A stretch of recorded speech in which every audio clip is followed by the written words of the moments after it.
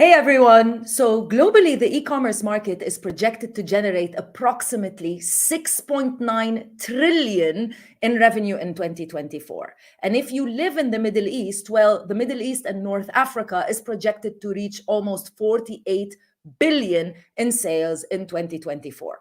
Now, one of the hardest things for e-commerce sellers, especially anyone that's starting off, is figuring out what products to sell online, especially and specifically on Amazon.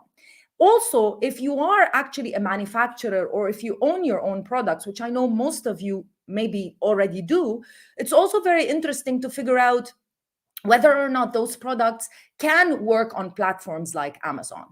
That's why we rely on tools. And that's exactly why we are all gathered today, because we're going to be discussing the smart way of figuring out how tools can provide you the data that you need in order to succeed. So, everyone, thank you so much for joining us. And please come, let's welcome all of us together Bradley Sutton, the Director of Training and successful e commerce seller in his own right.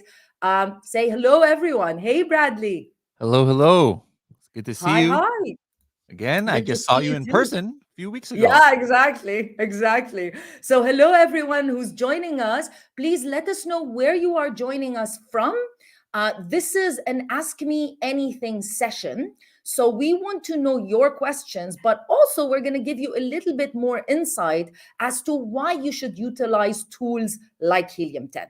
So, while everyone is logging on, Bradley, so Mu'in is saying, hey, Bradley, everyone is Hello. just logging in.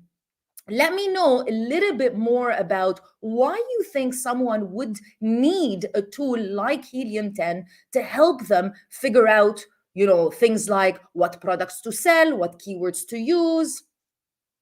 Yeah, it's important nowadays. Like if somebody said maybe 6 years ago, "Hey, is it a necessity to have a tool?" Or maybe 7 years ago, is it a necessity to have a tool to succeed selling on Amazon? The answer is probably no. It wasn't a necessity almost. But now everybody's using tools, and Amazon has made so much data available that if you're not using external tools, you're going to have a hard time to compete unless you just have some completely unique product that nobody can ever sell because there's just so much data that the average person can now have a lot of success. Maybe in the old days, you had to be a very strong brand, like a Nike or a Reebok or Adidas or something.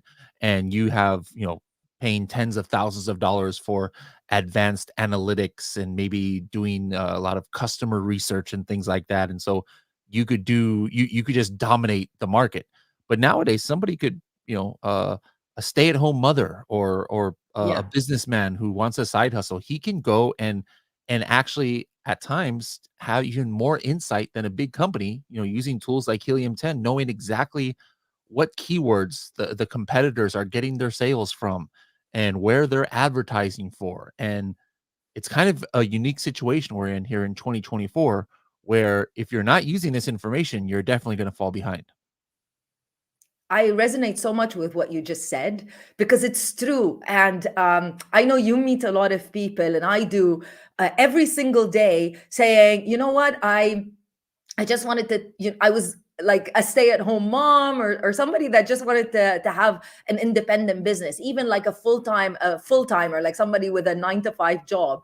And it's so interesting that you have that potential to just create a business and start it on the side and then grow it. But obviously, like anything you do in life, there has to be a lot of work, because then it wouldn't be a real business in my opinion, and you also have to figure out how things are done. Yeah, uh absolutely. so yeah, so let's say somebody, so I know almost everyone probably that's joining us today is definitely joining us from the Middle East, and probably also Mhm. from Dubai.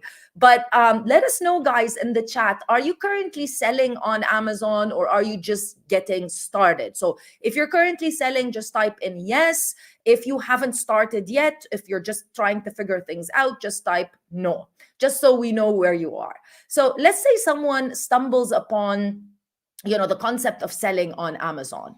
what would be the first thing that they would need to do, Bradley, in order to, just get started? Would it be, because I see a lot of people say, just get started, just find any product and launch it just so that you can learn the business? Or is it no, you should learn the ropes, and maybe if you launch a product and it doesn't succeed, you're not going to really be excited to continue. Well, yeah, I think, people should definitely not, wait 2 years or something just to start, Yeah, but at the same time, you don't just jump in, like, I know people. I don't do this, but I know people. I see it on Instagram and stuff where the people, like, in the mornings, they need to get the cold bath or something like that, and they just jump into, like, some cold water or a cold lake.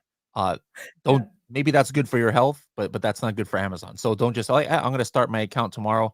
I know nothing about it. And if I fail, I fail. Let's just see the." No, you need to at least understand the basics. Um, you know, do understand how Amazon works, understand about, how to build a brand and what successful people are doing. Have some kind of knowledge, know what the terminology is, ASIN, PPC, ROAS, all these different things that maybe might be foreign to you if you're not from the e-commerce world. Get some basis and then do the research. And yeah, at that point, so many people never get started because then they're like, okay, they get the analysis paralysis and they never start. Now, at that point, as long as you have the basic knowledge, I say no, that's when, yes, go ahead and jump in. If you at least have can make an educated uh, you know, product research that you're going to do. Are you guaranteed to have success and make tons of profit in your first product? No, you're not. It's not a guaranteed success. But to me, there's no failure in your first product as long as you do it the right way.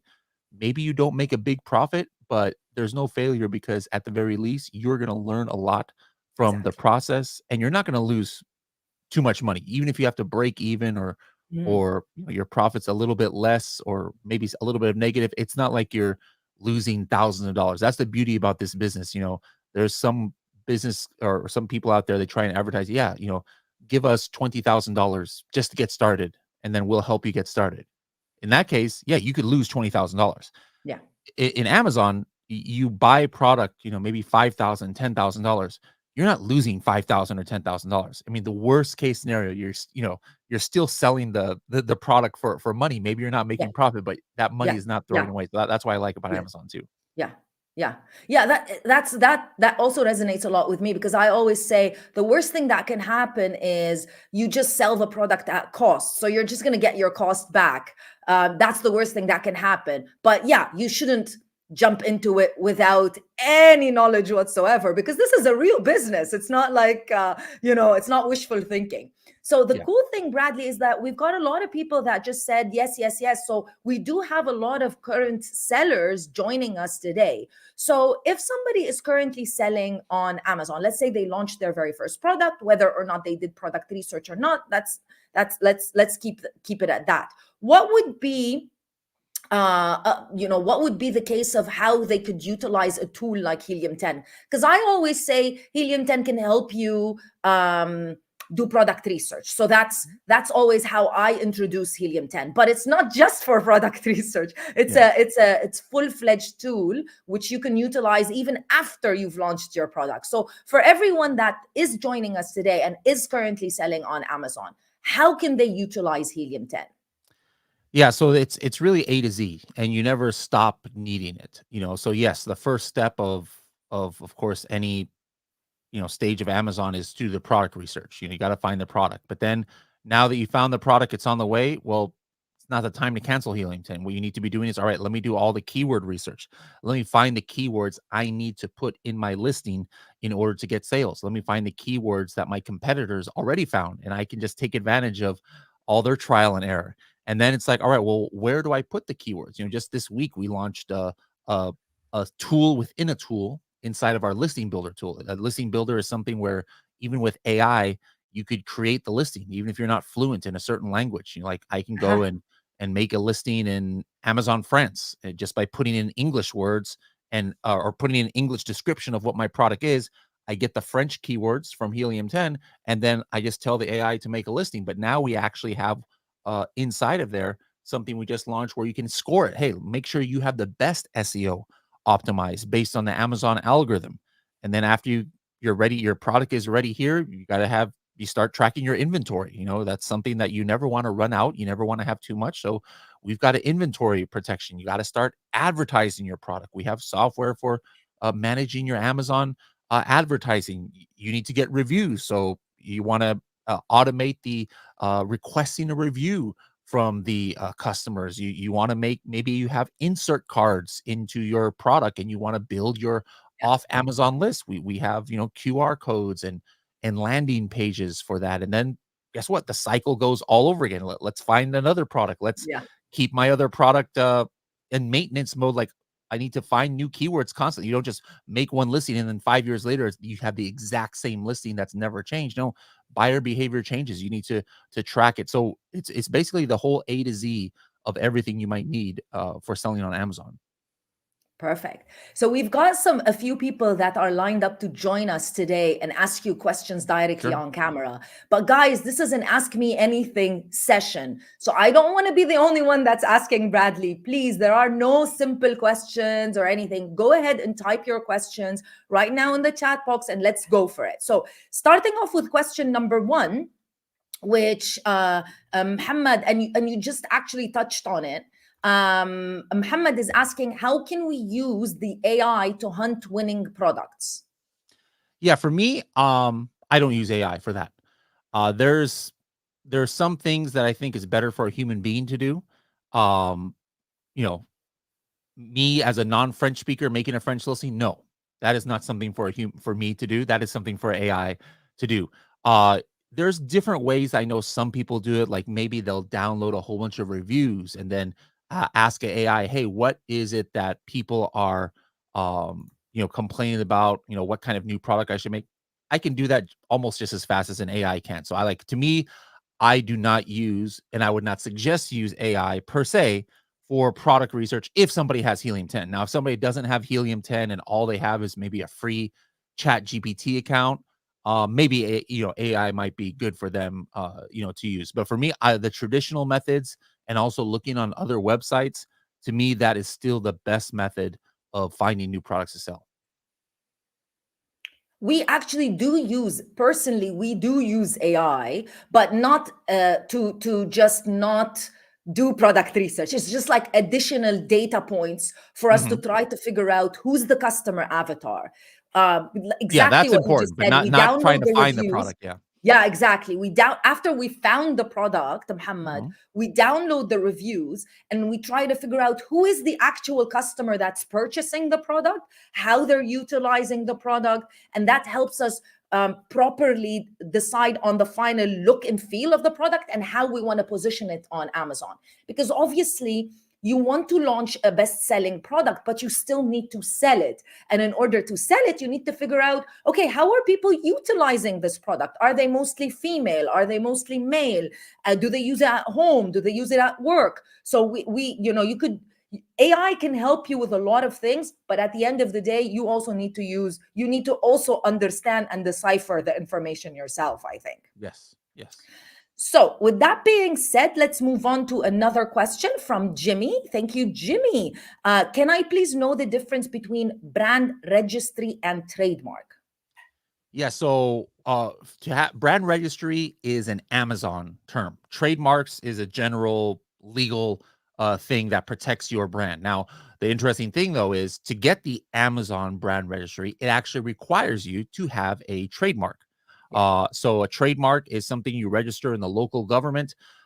Sometimes I actually do it on foreign governments, but before it was faster. Like I would get my trademarks in Germany, and that was what I would get my brand registry in the United States. But now it's different. Like you don't have to have the fully registered trademark to get your brand registry. As long as you applied for it, they usually will give it to you. And then, they just check to make sure you have it. But yeah, those are two separate things. But one of them, brand registry, requires the other, which is a trademark. Yeah. Thanks so much, Bradley, for making it a little bit easier. I know, guys, a lot of you are interested in this because, getting brand registered on Amazon just increases a lot your chances of selling the product. What do you think about that, Bradley? like a necessity for somebody to have a trademark straight out of the gate, or do you think it's something that they can do further down the line? If somebody's doing private label, then the answer for me in 2024 is yes. 2021, my answer wouldn't have been yes. If somebody is doing wholesale or arbitrage, no, you have zero need for you couldn't get brand registry even if you wanted to, because the whole basis of those is selling other people's brands. But if you're doing private label in 2024, Amazon is giving so much benefits to brand registered sellers. It's not necessarily the Correct. protection of your brand, which is actually Correct. not that great. It's the amount of data that Amazon gives brand registered sellers through things like brand analytics and search query performance. It's the amount of different advertising methods that you Yes. have that others aren't Mhm. available. Sponsored Mhm. brand ads, sponsored video ads, sponsored display. Uh, you have other kind of brand metrics and being able to brand tailored promotions. So that there's just the list goes on and on. All of these things didn't even exist maybe 3-4 years ago, which is why my answer is different today as it was in those days. But yeah, my answer right now is brand new seller. Before you even launch your product, you should already have your brand registry lined up. I also want to highlight a small thing, Bradley, which I find people not taking full advantage. Like registering a brand and trademarking isn't cheap. It's not very, very expensive, but it's, an upfront cost. But at the same time, guys, because Amazon gives you the potential and ability to add a video, obviously it needs to be a really good video. Just, you're not going to get full benefit from just a video which is like a few pictures and you just put them on some type of software. And you need to, if you're willing to trademark, you need to use the full potential of what that trademark on Amazon gives you, so that you can get the potential revenue extra that you get from trademarking your brand. So just by trademarking the brand and registering it on Amazon is not going to do anything. What you Mm. do after that is what is going to increase your sales. So please, there is a big cost with creating a really kick-ass video and additional A+ content. And if you're not able to do it, just don't. I would say just don't trademark. Just wait until you're able to do it. Yeah. So another question from Ahmed Bradley. He's saying, hope that the listing builder will be available on Amazon UAE. We just put you on the spot all the time about Amazon UAE and Amazon Saudi Arabia.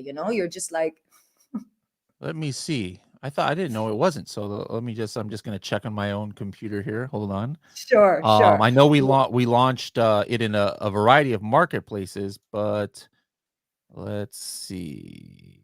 We've got so what they should do is at the very top of Helium 10, there's this like AI button. So anybody who's watching this who wants to have listing builder work for UAE, um, put in that hit that AI button, and then there's another button that'll say, "Hey, suggest an ID" or something like that.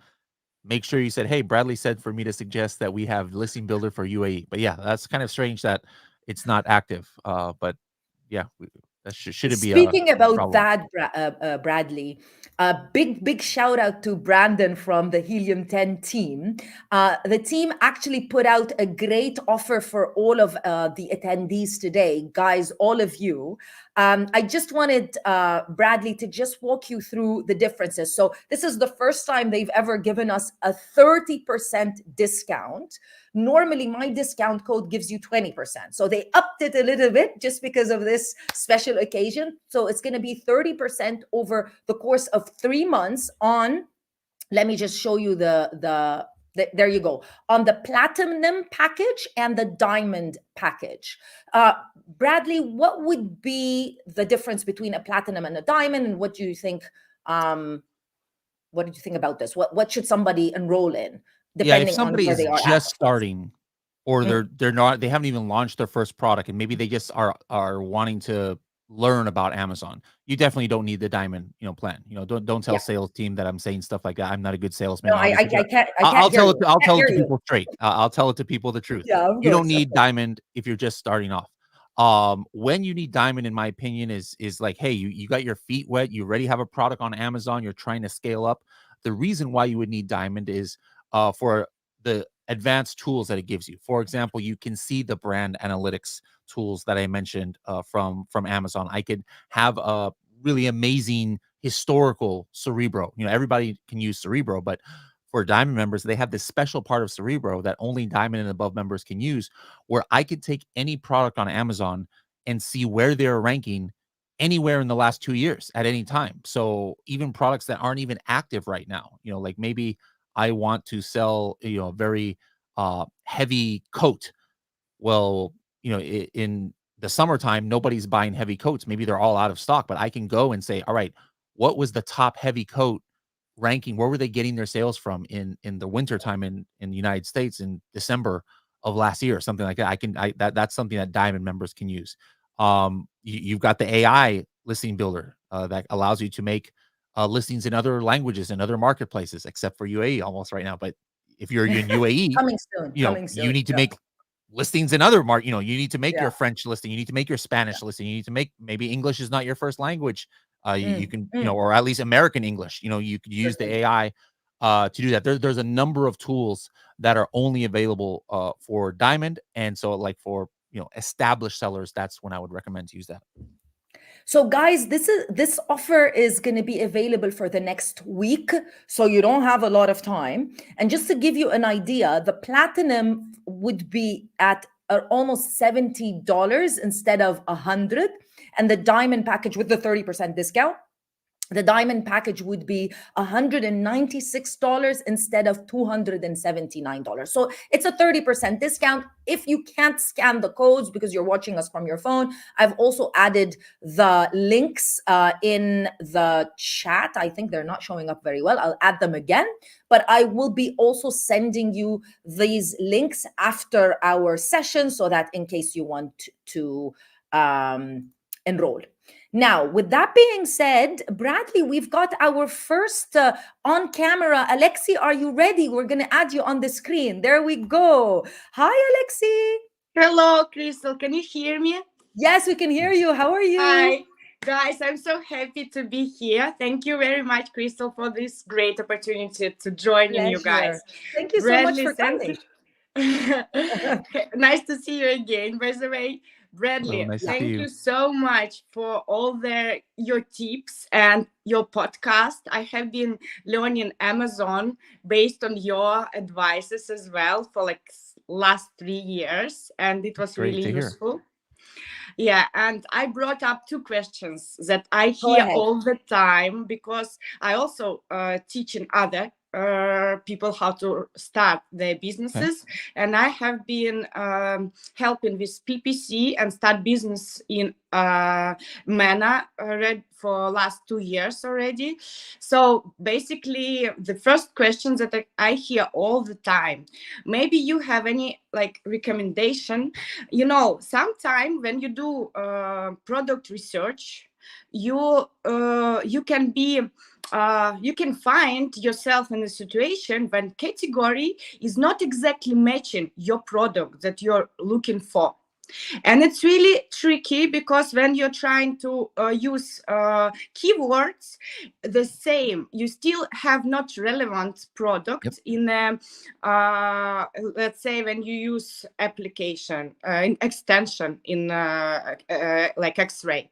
So what is your recommendation how to get rid of this like useless product that you don't want to see when you do research, and you want really to understand what is real size of the market, what is how much money in the market, and what is revenue, because you don't want to see those products, but you still see it even you use keywords, because there's so many, and you can't use again, you can't use just category, because there's so many unrelevant in category. So both of these options, they don't really work. So what's your recommendation on this? Yeah, so for me, I completely ignore the category.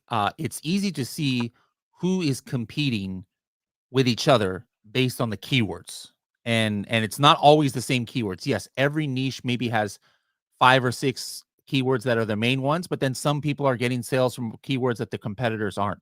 But what I do is when I actually start at the keyword level a lot of times when I'm doing my product research. So that means I know what is the main keyword, like coffin shelf. All right. So then I look and then I could see, all right, who is ranking highly in the top 20 for coffin shelves? And sometimes there's products that will be in the results of coffin shelf and it's not a coffin shelf. Like maybe it's a coffin mirror or a coffin makeup shelf.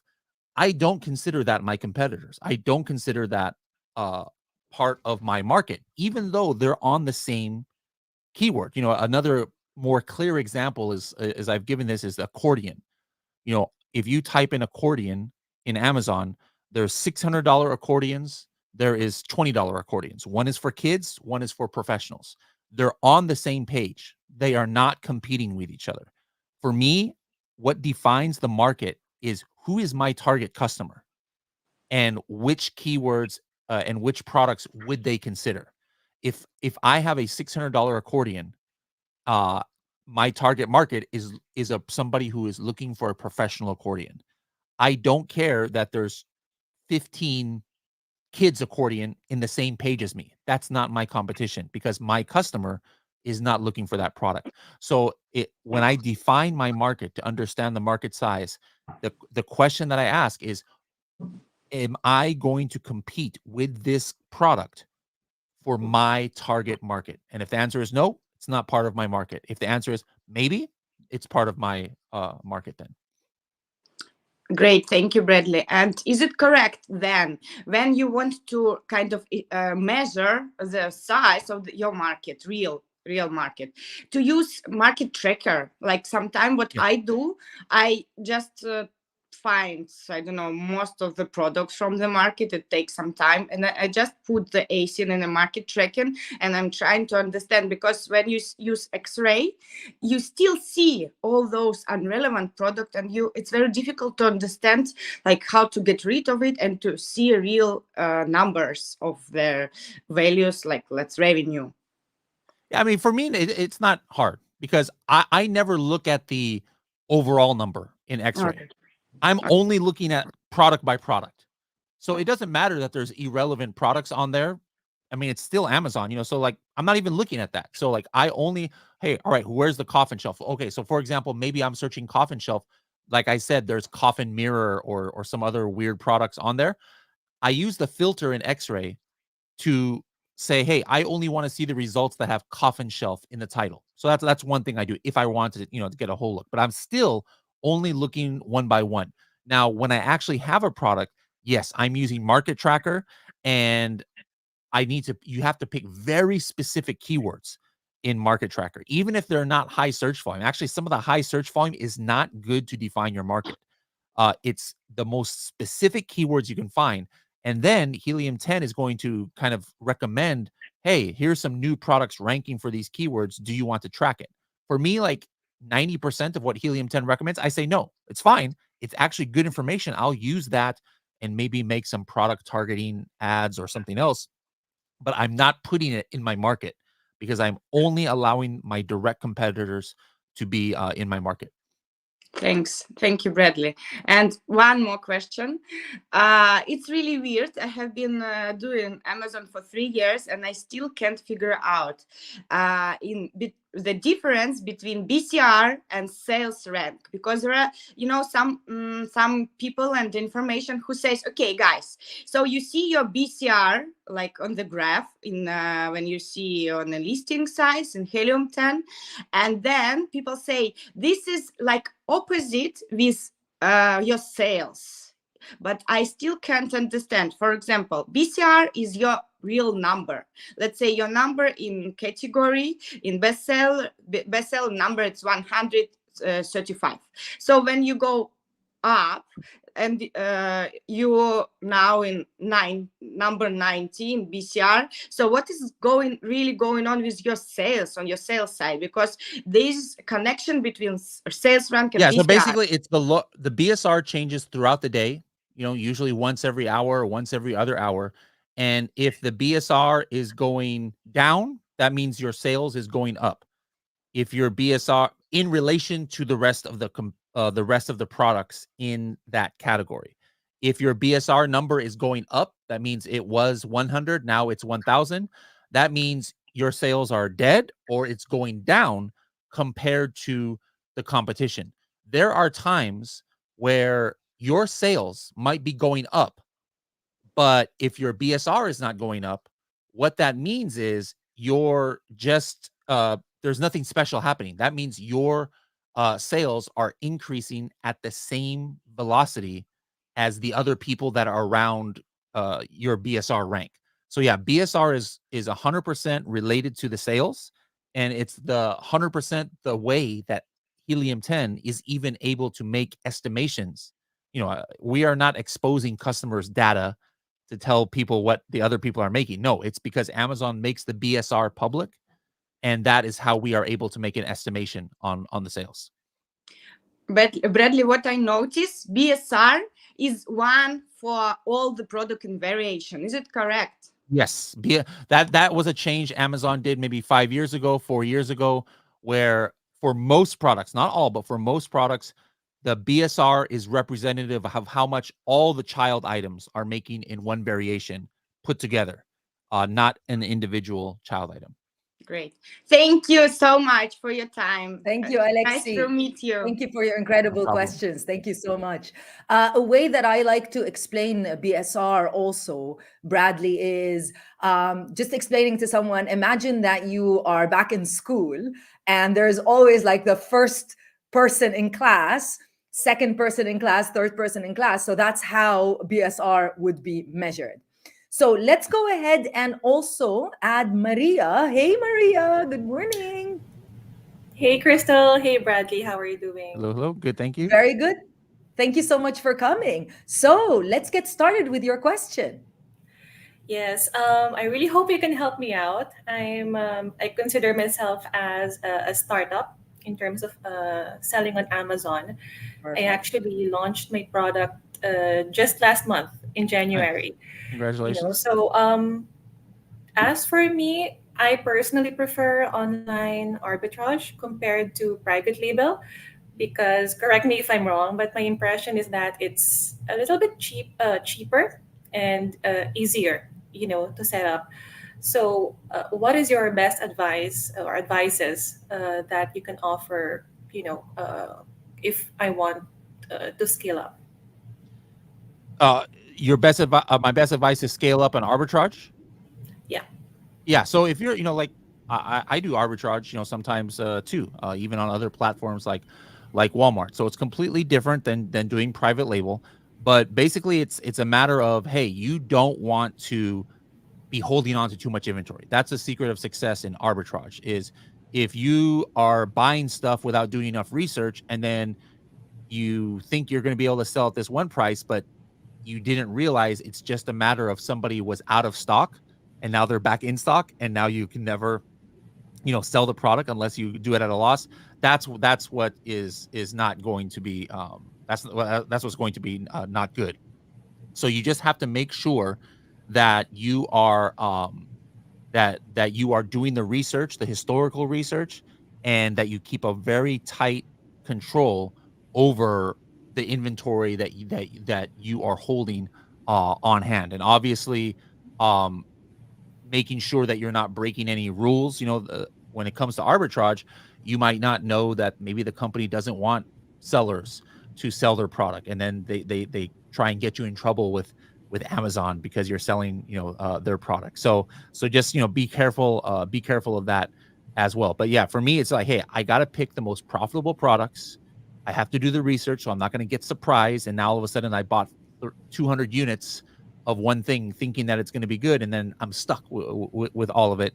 And then it's just being patient, because with arbitrage, you're not going to get $2 million in a couple of days. It's a very gradual process. And then what I'd suggest is, as you build up your profit on arbitrage, do consider private label. Like arbitrage is something that you can't put on autopilot. It's requires work nonstop. And so later it might be easier for you to start your own private label brand, and you could use your arbitrage fees or profit in order to start your private label business. Makes sense.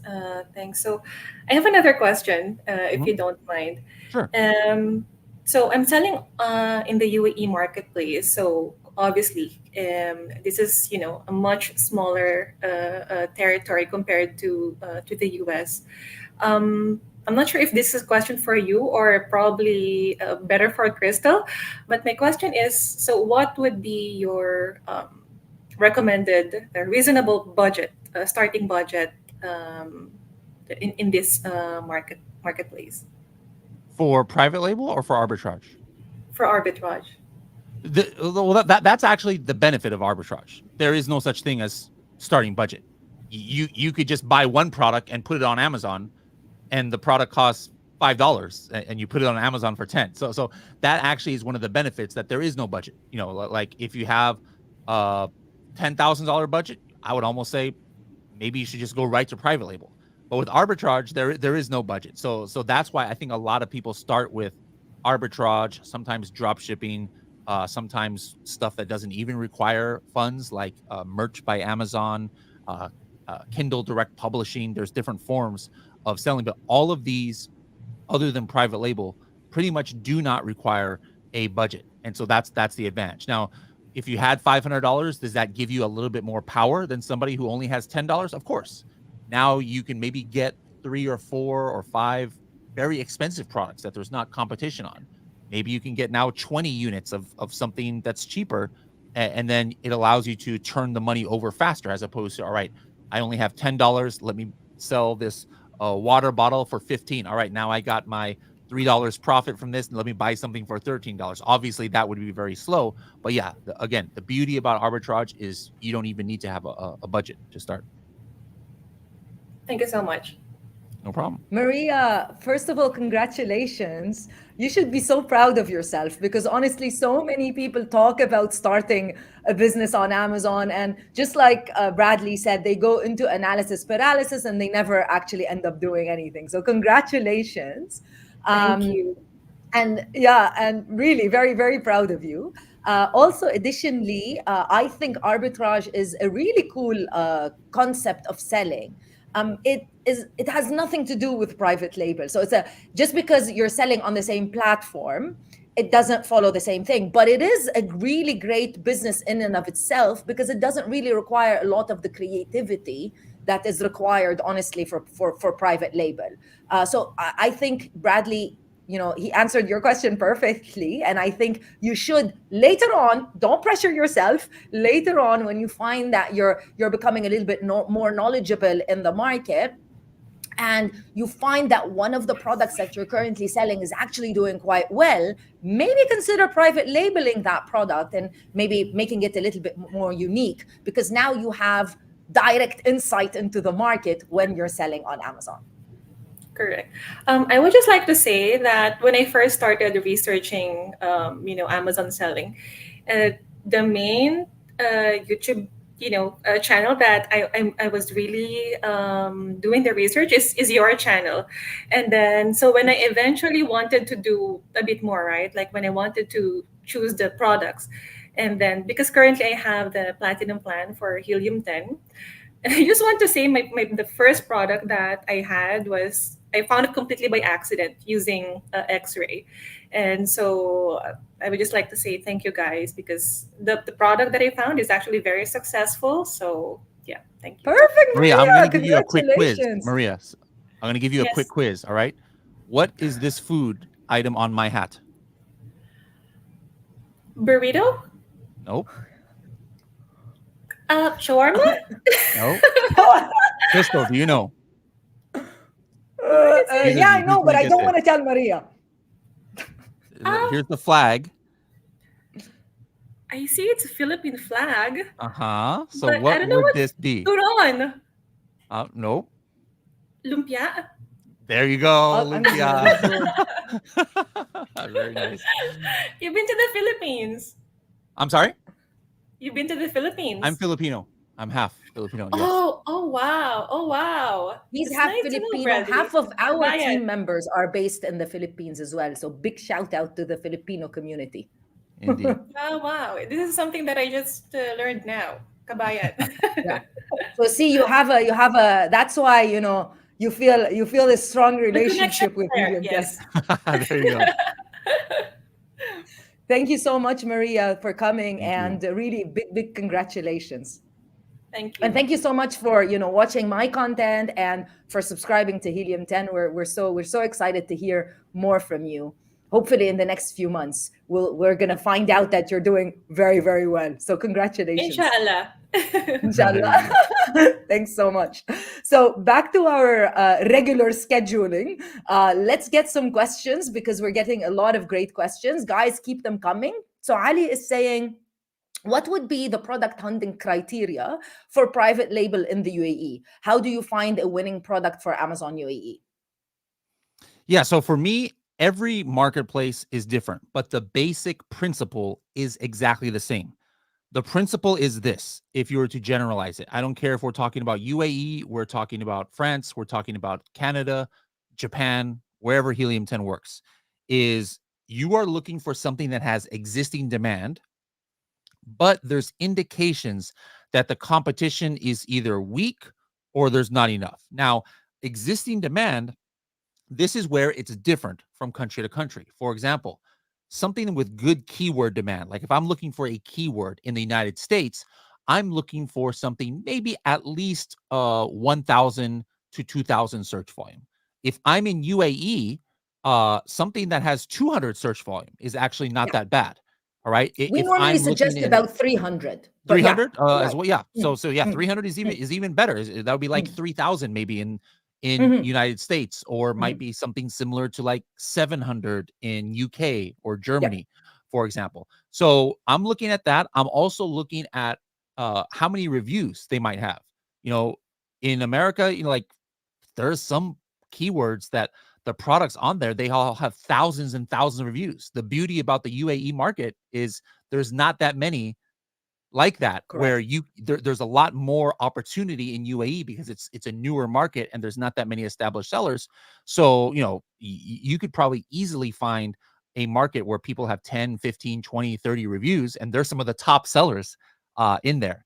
And so these are just some of the things that you could do, but just keep that principle in mind, Ali.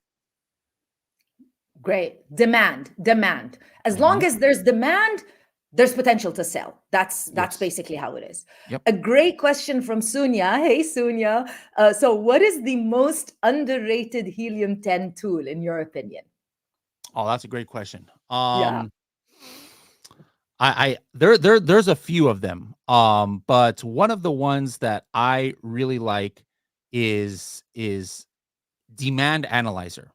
A lot of people don't even know that there's a such thing called Demand Analyzer. It's actually in the Chrome extension. They're actually redoing it right now. You can even use it right now, even if you wanted to. Nobody even noticed it wasn't working because they're doing some maintenance. But basically, you could be on any website, and if you still see the Helium 10 Chrome extension, you hit it, and then without having to go to Helium 10, without having to go to Amazon, you could enter in any keyword that you're seeing on that page and just do a quick check. Is there demand on Amazon for this? Now, let me explain how I use it. If I'm on Alibaba, for example, doing some research on a factory, and maybe I'm Mhm. looking for a specific product, maybe it's a water bottle. What I do, I'm going to that factory page, I'm looking at their other products. 100% of the time I have done this, there is always something else in the Chinese factory or Indian factory, whatever country factory, something else they're selling, a product I had never heard of, like something completely new to me. It's a new idea. And then what I do is instantly on there, I'll click the Chrome extension, I hit the demand analyzer, and then I'm going to see, hey, is there demand on this? It's not always, sometimes it's a brand new invention, so there is no demand on it. But sometimes it allows me to find something that's trending on Amazon, and I didn't even realize it. So that's kind of like my number one underground tool, because I would say less than 0.5% of Helium 10 customers are using that tool. Perfect. So, on the basis of what you just said, I was just reminded by a certain question that I get a lot. So I want to ask you that question. I get a lot of people saying, should I sell like a completely unique product, like maybe even an invention that I just created on Amazon? Would Amazon be the right platform for such extremely unique, these types of products that you probably would find on places like Kickstarter or something like that? Yeah, so that is not for Amazon unless you have a very good way to drive outside traffic to it. So if you have no social media following, if you are not on Kickstarter, if you don't have a big email list, you don't have a customer base, and you come up with some new invention, you will have zero success putting it on Amazon unless it's really good for a certain keyword that already has a lot of demand. But if nobody is searching for it, if I say water bottle that can transform into a Bluetooth headphone, I don't know, like that doesn't exist. Nobody is searching such a keyword on Amazon. Water bottle that is also Bluetooth headphone. I mean, nobody knows that such a thing exists. So you can make the listing, nobody would ever even find it, right? So Amazon for me is something that has existing demand. Now, if I am some big company like Nike and I am the one who invents the water bottle that turns into a Bluetooth headphone, uh would I have success? Of course I would, because I have thousands, hundreds of thousands of customers. I just send them an email and say, "Hey, I invented this new product. Go on Amazon and buy it," and they would. So it depends on if you have an existing audience or not. Perfect. I'm seeing so many great questions, so keep them coming, guys. A question from Faisal is asking, to what extent can we rely on Helium 10 in the UAE market? I do get this question a lot also, Bradley, from people saying, like, how accurate is the data that comes from Helium 10 for the UAE market or for any market? Well, it depends on what we're talking about. If it's the data that comes from, like your sales or Yeah. your own data, that's 100% accurate, because all it is it's taking the data that's coming from your own Amazon account, your brand analytics, your sales, your profit, so it's basically what is coming out is exactly what you would see in Seller Central. Now, if we're talking about the estimates, like keyword search volume and sales of your competitors, these are based on estimates that are, from our data science team, based on some public things such as we mentioned before, the BSR and other things like that. So those is usually at least, within 10 to 30%, I would say, accuracy. And then if we always tell people, like, hey, if you see, if it's your own account and in your own account, you see something that says 500 sales, but Helium 10 says 100, it's like, 400% off, or not. That's not the way math works, but it's a lot of percentage off. Well, yeah, you got to let Helium 10 know, because that should not be happening. But most of the time, you're not going to see anything like that. That's why you also should never, in business in general, and definitely in this business, you shouldn't rely on just one data point. So the mistake that I find a lot of sellers make, especially when they're starting out, is that they only look at the competition, for example, how many units they're selling. And if they say, oh, okay, so the competitor is selling 400 units, and then they automatically start off their business with zero knowledge, and the first thing that they do is they go to a manufacturer and they order 400 units.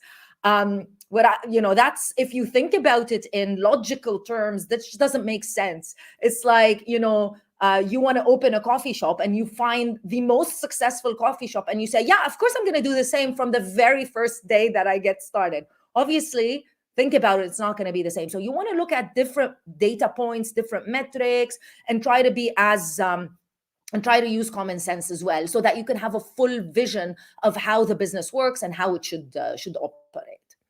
Mu'in is asking quite an interesting question. So as I understood from the question, I'm not going to read it out. Probably he's saying, like, if he has variations, should he be advertising all of the variations? When we calculate it, most of the time it will cost us more money if he's like advertising the full variations, or should he like be focusing on only one SKU or one variation to advertise? It depends. There is no one answer for everything. I have multiple products, and the answer on one product is completely the opposite of one of my other products. So usually if it's a color variation that has search volume, I would almost always recommend advertising for every single one separately, because, like, I don't want to put, I have black coffin shelf, pink coffin shelf, purple coffin shelf. if I had them all Sorry, in one especially campaign, when you're launching the product, because you have especially when you're no launching, yeah, information. Yeah, yeah. yeah. Now, if I had them all together, I do not want the black coffin shelf showing up for the pink coffin shelf keyword, because that would be useless, you know. But at the same time, if I was only advertising the black coffin shelf, well, what if somebody typed in pink coffin shelf or purple coffin shelf? Mhm, They would never find my mhm, product, you know, because I'm not advertising on that keyword. Now, a flip side, maybe this is a quantity mm, variation listing, mm. and let's just say the one pack is 90 to 95% of the sales. Well, there's no reason for me in that situation to maybe advertise my 5 pack or my 10 pack if I just kind of like have that there for maybe my repeat customers, and maybe they would see that. Like, it doesn't make sense unless there is search volume for XX product 5 pack, XX product 10 pack. Yes, I should advertise on that keyword. But if all the sales come from the same keyword, you know, without a quantity on it, I'm only going to choose the bestseller to advertise on. Yeah, it's sometimes, guys, there's no like a one size fits all answer. So it's very much dependent on what your strategy is. But I guess, Maureen, if you're launching a new product, you would need to advertise all of the variations, because you need that data. You need the data to try to figure out what works and what doesn't work. So just exactly like Bradley said, what if you just advertised the black color as an example, and you assumed that the other colors weren't performing well just because of the visibility, like they're not showing up that much. So you have to test out in the beginning, unfortunately for you, but Yep. fortunately for Amazon, because they're taking your advertising money. Yep. So Matthew is saying, how is the estimated sales data provided by Helium 10 calculated? So we kind of touched based on that. Yeah. Is there any margin for error to be kept in mind while reviewing this data? Well, it's just, you know, as we mentioned before, it's based on the public BSR that Amazon publishes throughout the day. And a margin of error, like I said, you know, sometimes I've had it where it's 500, it says, and I look in my own account, it was like 498 or something that exact. Sometimes it's 500, but maybe we say 420. And then it's funny because some people say, "Oh my goodness, that's so off." The answer is no. That to me, if it says 420 or 500, means nothing. Like, let's say that Helium 10 said something was 499 and the actual is 500. And let's say one of our competitors, a Helium 10 competitor who shall not be named, let's say they were at 420. So they were 80 off and Helium 10 is 1 off. Would I be proud of Helium 10 and say, "Oh, look how amazing"? No. You know what? It's meaningless. If you were using that other company and even it's 80 off, it is literally zero difference. And here's the reason. And this is why people get the wrong idea.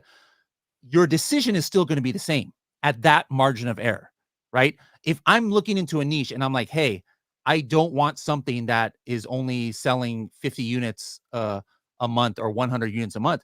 Well, if it sells 420 or 500, is my decision going to be any different? No, it's not going to be. Where your decision is different is if some kind of software is so far off, you know, where the real sales is 500, but we are saying 100. Would your decision be different? Yes, it would, because you're like, "Nope, I need a niche that's selling at least, you know, 300-400. Oh, this is selling 100. I can't do it." Yes, your decision now all of a sudden is different. So it is within the margin of where you are not going to need to worry about it, that you would have to make a different decision if the number was exact. Perfect. Guys, give us some of your questions before we're done of anything related to any issues that you are facing. Do you want to learn how you can maybe improve your sales or increase your product portfolio? Let us know these questions as well. Whether you're selling in the UAE or not, we're excited to answer all of your questions. So, a great question from Anne. I saw your question. I'll answer it myself. But a great question from Alexandra. What a nice name. There are several documents. Okay, no, not this one. Sorry, Alexandra. So Alexandra was asking something related to beauty category and toy category. Let's go back to Sophia's question.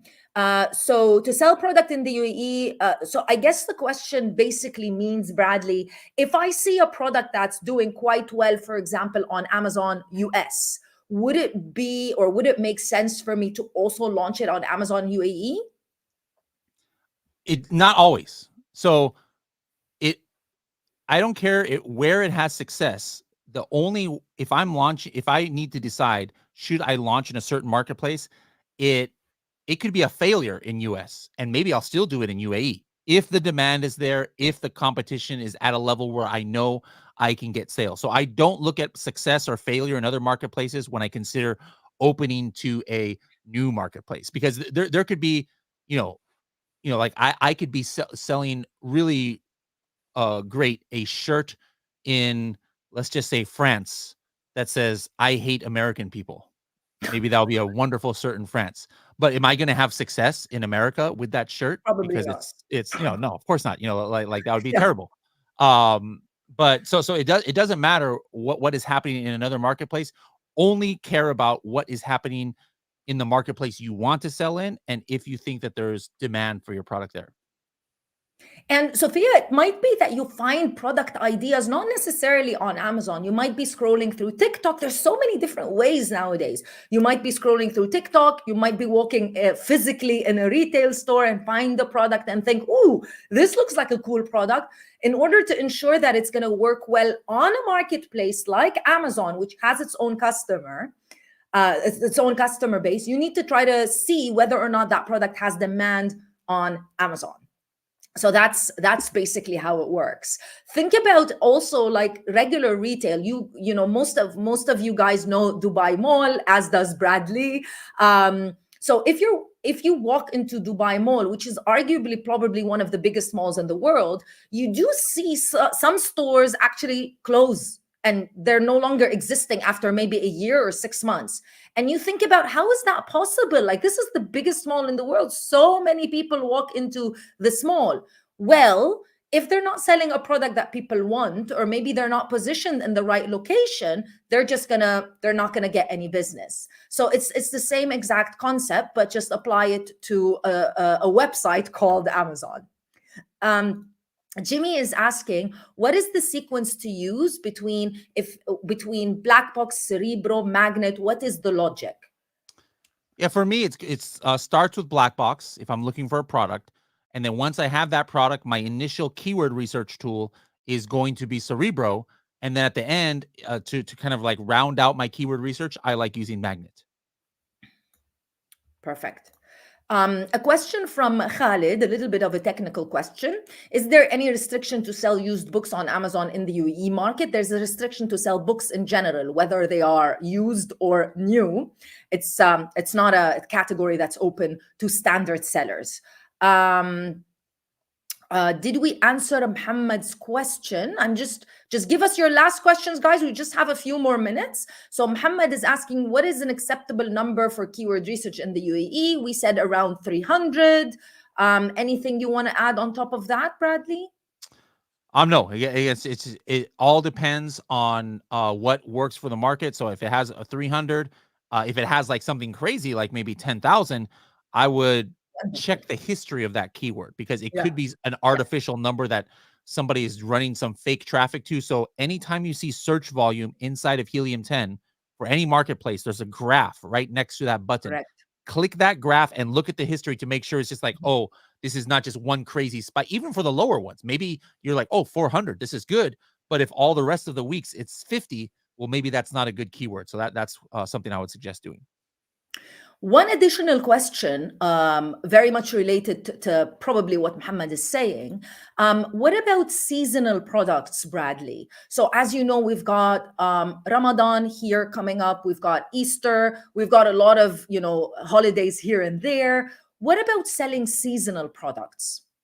Yeah, I like selling seasonal products. To me, there's nothing wrong. Now, if I'm trying to build a business, if I just quit my job and now Amazon is my only income, I wouldn't be doing seasonal products in the beginning, because that means by definition, few months out of the year, I am having no income.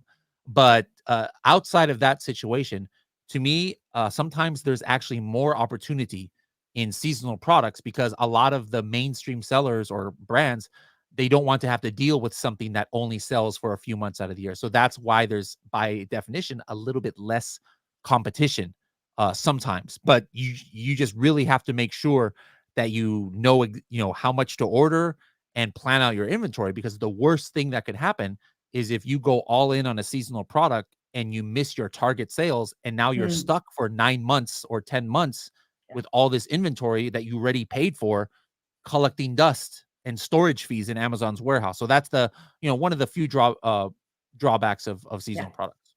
Nobody's going to buy a Christmas tree in July, unfortunately, no matter how cheap you try to sell it. A little bit of a technical question from Anne, who's she's saying that she wants to send products over to the Amazon warehouse. What would be the cost? So Anne, if the products are with you in the UAE, when you create a shipping plan, you can get Amazon courier partners to come and pick up the products and deliver them over to Amazon, and you'll know exactly how much it's going to cost when you create your shipping plan. But what I would suggest is that you, whether you're selling in the UAE or any market, that you just try to get your shipping agent, your freight forwarder, your shipping company, to ship the products last mile to Amazon, so that you could just get that cost calculated properly and correctly, and you know how much it's going to cost, and then the products will be delivered directly. We call it last mile. They'll be delivered directly to the Amazon warehouse. You could easily find a lot of manufacturers that can do that for you in the UAE, because it's such a unique market, and it's not a very big country, so it's a very simple process for that to happen. Last question from Matthew. We actually kind of talked about this, Bradley, during our event in January. So Matthew is saying that Amazon Vine does not exist in the UAE currently.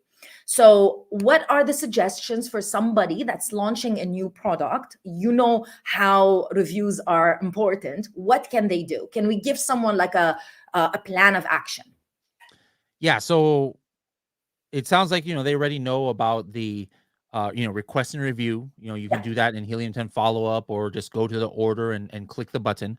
But other than that, it's just a matter of sometimes making sure you have a really good product, and at times over delivering, where maybe you have a surprise, like some stickers or something that they weren't expecting in the shipment.